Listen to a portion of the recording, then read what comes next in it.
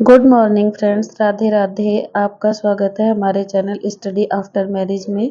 तो कैसे हैं आप लोग और कैसी चल रही है आप लोगों की पढ़ाई।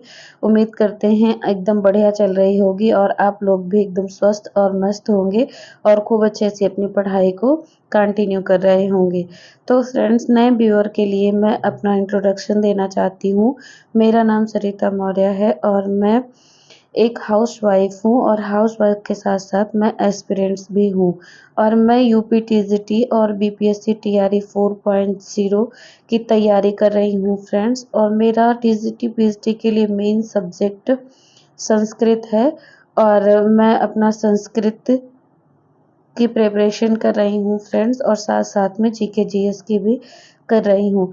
तो आप लोग किस एग्ज़ाम की प्रिपरेशन कर रहे हैं, तैयारी कर रहे हैं, आप कमेंट बॉक्स में कमेंट करके ज़रूर बताएं फ्रेंड्स।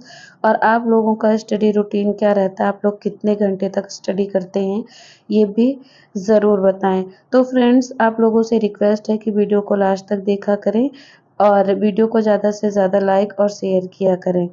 तो फ्रेंड्स, आज मेरी स्टडी की स्टार्टिंग हो गई थी एकदम मॉर्निंग में ही। जब मैं मॉर्निंग में जल्दी उठ जाती हूँ और मेरे पास टाइम होता है तो मैं पहले पढ़ाई करती हूँ, उसके बाद किचन में जाती हूँ।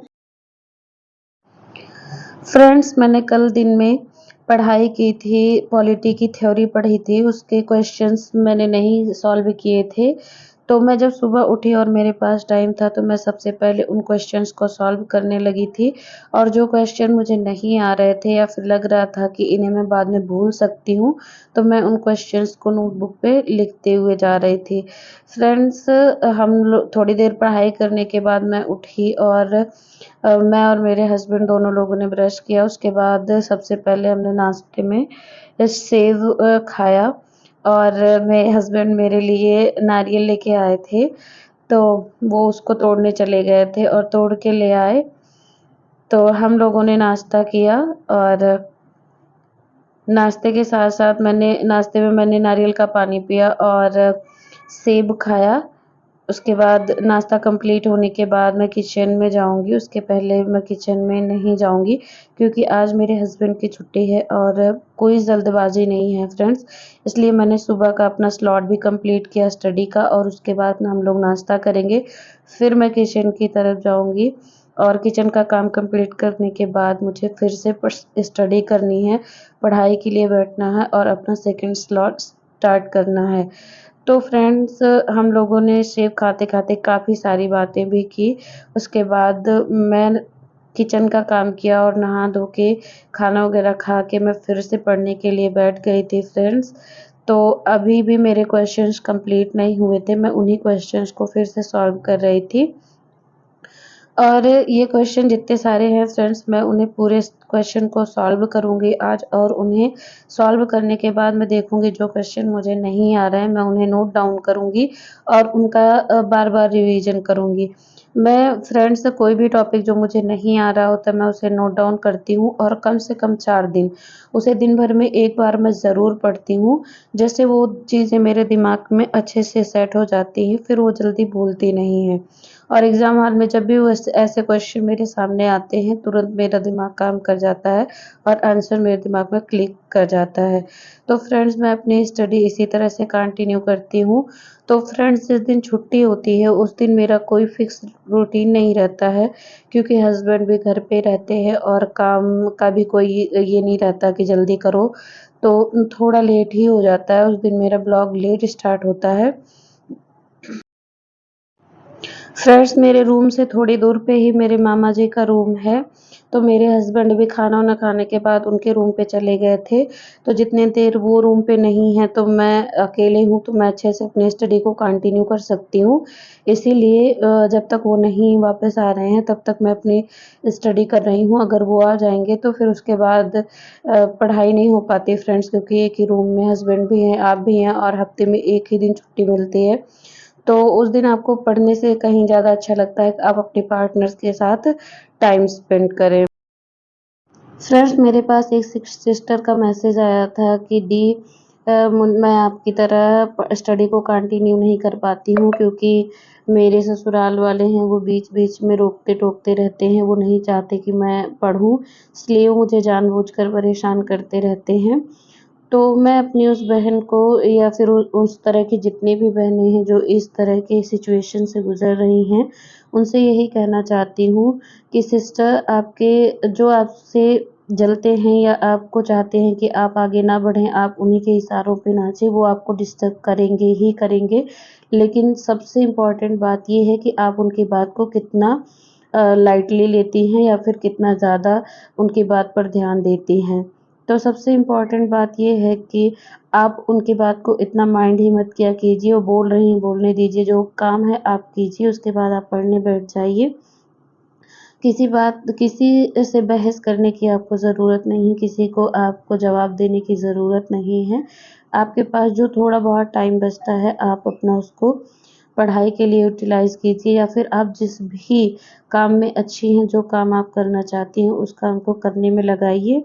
ये लोग आपको अभी सपोर्ट नहीं करेंगे, लेकिन जब आप अच्छा परफ़ॉर्मेंस करेंगी, आप सक्सेस हो जाएँगी, तो यही जो लोग आपको पीछे की तरफ खींच रहे हैं, वही बोलेंगे कि हमको तो लगता ही था कि कर लेगी, लेकिन यही अभी आपकी टाँग खींच रहे हैं, आपको बोलते हैं कुछ नहीं कर पाओगी, क्या कर लोगी, ये सब दिखावा है। वही लोग जो अभी आपको इस तरह से बोल रहे हैं, वही बाद में बोलेंगे हमें तो पहले से ही पता था कि ये कर सकती है और ये कर लेगी।